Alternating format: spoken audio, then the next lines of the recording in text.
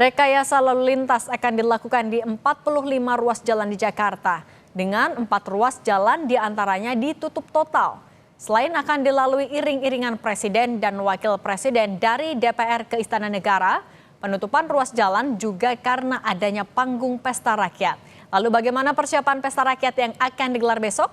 Sudah bergabung bersama kami jurnalis Kompas TV ini Putu Trisnanda. Putu, selamat petang. Bagaimana persiapan pesta rakyat yang akan digelar besok? Berapa panggung yang disiapkan?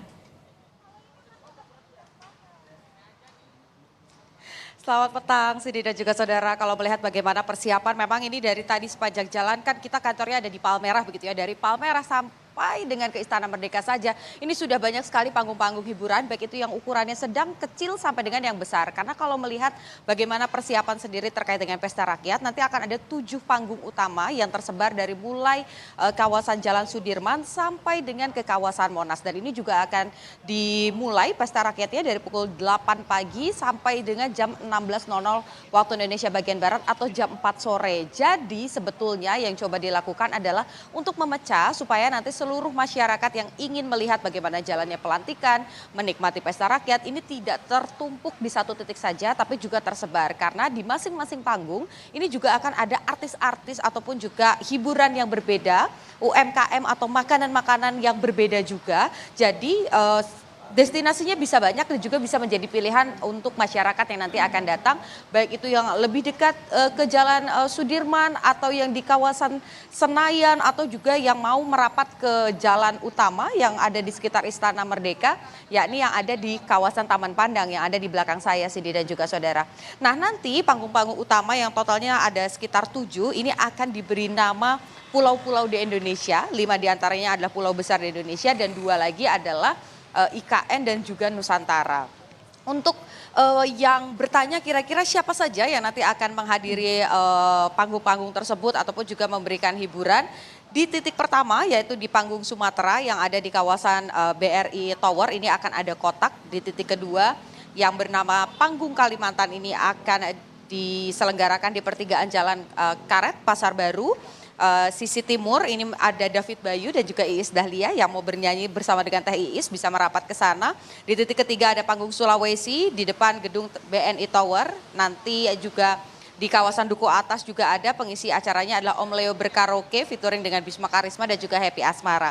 Di titik keempat di panggung Nusantara nanti ada di gedung Plaza Indonesia yang juga akan dimeriahkan oleh Ayu Ting Ting Nela Karisma, itu nanti akan bernyanyi di sana. Di titik 5 di depan gedung Tamrin Jaya ini nantinya akan ada Via Valen dan juga Pasming Best. Jadi kalau teman-teman generasi millennials dan juga Gen Z yang sering main TikTok berseliweran pengen melihat gimana sih karaoke Pasming Best, nah bisa ke sana. Di titik ke-6 ada panggung Papua di Bundaran Patung Kuda, nanti akan ada mendadak koplo dan juga run.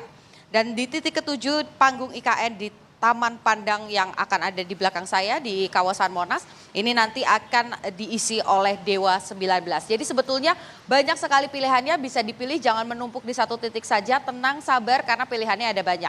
Tapi ini juga jadi catatan karena ada banyak panggung pesta rakyat nanti akan digelar baik itu dari kawasan Sudirman sampai dengan ke Istana Merdeka. Artinya akan ada 45 ruas titik jalan yang akan ditutup. Ini juga menjadi catatan bahwa bagi masyarakat yang ingin membawa kendaraan pribadi sebetulnya sudah disediakan kantung-kantung parkir. Totalnya ada 26 kantung parkir, mulai dari Bendungan Hilir, ada juga di Gelora Bung Karno, ada juga di Plaza Senayan, ada di Plaza Indonesia, ada di banyak sekali kantung parkirnya. Tapi catatannya bisa jadi karena memang banyak sekali masyarakat yang datang akan terjadi kepadatan lalu lintas. Oleh karena itu juga disarankan untuk menggunakan fasilitas umum, yakni dengan menggunakan kendaraan atau transportasi publik.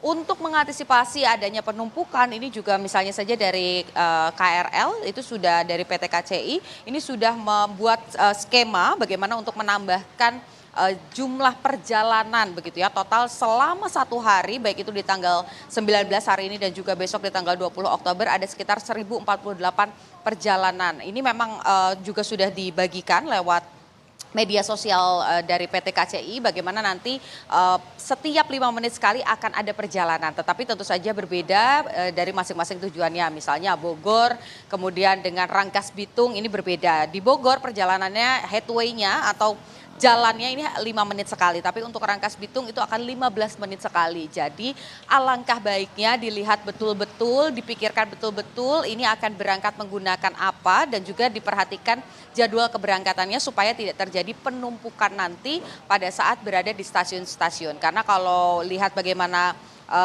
alurnya dari mulai Jalan Sudirman sampai dengan Istana Merdeka, tentu saja ini yang akan menarik perhatian itu adalah stasiun-stasiun seperti Juanda, Gondangdia, Sawah Besar begitu. Nah ini juga yang akan menjadi fokus dari PT KCI untuk melakukan penambahan personil dan lain sebagainya supaya bisa diatur dengan baik. Satu poinnya bagi Anda yang ingin memang menyaksikan pesta rakyat dan bertemu dengan Prabowo Subianto dan juga Gibran Rakabuming Raka pada saat pelantikan dan setelah resmi dilantik sebagai presiden dan juga wakil presiden Republik Indonesia, tenang karena di semua pesta rakyat ini akan disamperin satu-satu, baik itu oleh Prabowo Subianto dan juga Gibran Rakabuming Raka. Jadi sabar, cari tempat yang paling dekat dengan kediaman Anda, tidak perlu menumpuk di satu tempat karena hiburannya juga macam-macam. Yang penting namanya pesta rakyat ini harus menjadi pesta untuk semuanya, supaya juga anak-anak dan lain sebagainya ini bisa tetap aman, pastikan dijaga dengan baik. Jadi Cindy, kita nantikan bagaimana prosesnya, panggungnya masih dihias dulu, belum